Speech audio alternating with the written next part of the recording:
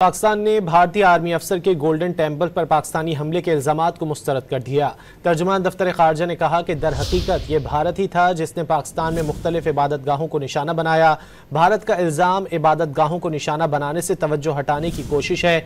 Golden temple को निशाना बनाने के दावे बेबुनियाद और मनगढ़ंत हैं। पाकिस्तान ने भारतीय आर्मी अफसर के गोल्डन टेम्पल पर पाकिस्तानी हमले के इल्ज़ामात को मुस्तरद कर दिया है। तर्जुमान दफ्तर खारजा ने कहा है कि दर हकीकत ये भारत ही था जिसने पाकिस्तान में मुख्तलिफ इबादत गाहों को निशाना बनाया।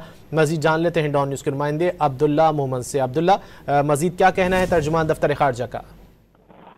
जी बिल्कुल, तर्जुमान दफ्तर खारजा ने इंडियन आर्मी अफसर के गोल्डन टेम्पल पर पाकिस्तान की जानिब से हमले के इल्जामात को यकसर तौर पर मुस्तरद कर दिया और तर्जुमान दफ्तर खारजा ने कहा कि ये इल्जामात बेबुनियाद और मनगढ़ंत हैं। जबकि इसके साथ साथ उन्होंने कहा कि गोल्डन टेम्पल सिख अकीदे की काबिल एहतराम जगह है। दर हकीकत ये पाकिस्तान नहीं बल्कि भारत था जिसने पाकिस्तान में मुख्तलिफ इबादत गाहों को निशाना बनाया। भारत का इल्जाम इबादत गाहों को निशाने बनाने से तवज्जो हटाने की कोशिश है। तर्जुमान दफ्तर खारजा शफकत अली खान ने कहा कि पाकिस्तान सिख मजहब के बहुत से मुक़द्दस मकामात का काबिल फख्र मुहाफिज है। पाकिस्तान तमाम मज़ाहिब के मुक़द्दस मकामात का एहतराम करता है और पाकिस्तान हर साल दुनिया भर से हजारों सिख यात्रियों का खैर मकदम करता है और इसी सिलसिले में पाकिस्तान के करतारपुर कॉरिडोर के जरिए गुरुद्वारा साहब करतारपुर तक वीजा फ्री रसाई भी फराहम करता है।